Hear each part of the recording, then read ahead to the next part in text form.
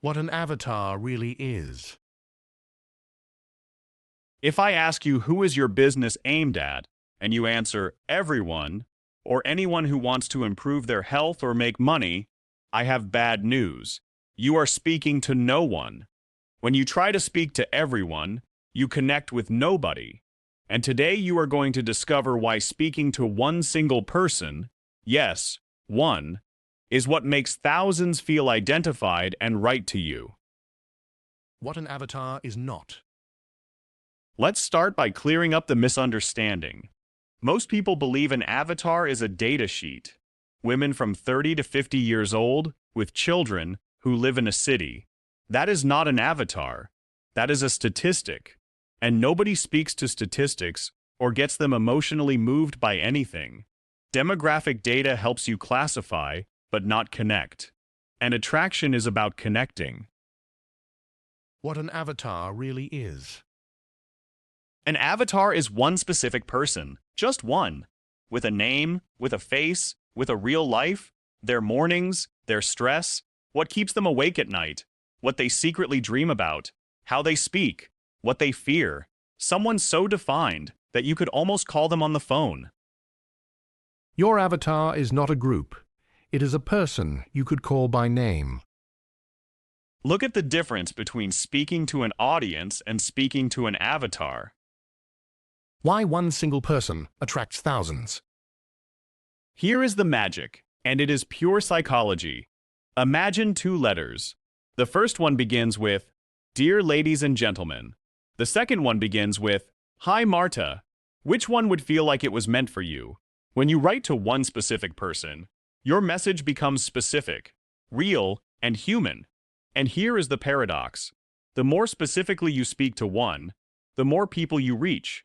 Because everyone who resembles that one thinks This is exactly what happens to me. speaking to everyone dilutes. Speaking to one multiplies. The avatar is often a version of you.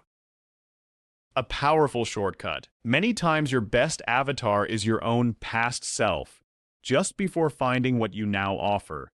You know their fears because they were yours.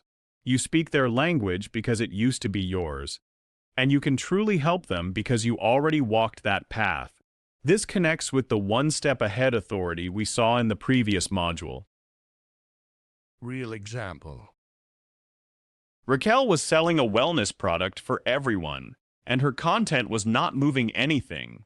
She defined her avatar, Claudia, 35 years old, mother of two, works outside the home, gets home exhausted, feels guilty for not having energy for her children, and dreams of feeling like herself again.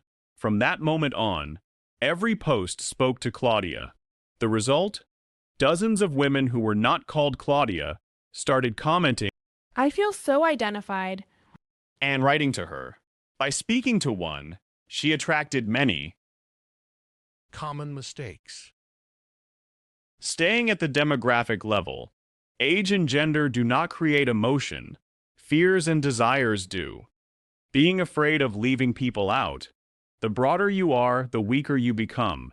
Specificity does not take your audience away. It wins it for you. Inventing an unreal avatar. If they do not resemble a real person, you will not know what hurts them. Base it on someone real. Changing avatar every week.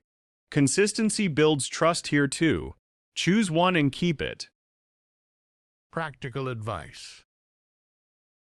Give your avatar a name and, if you can, a photo. It can be a real person you know or an image that represents them.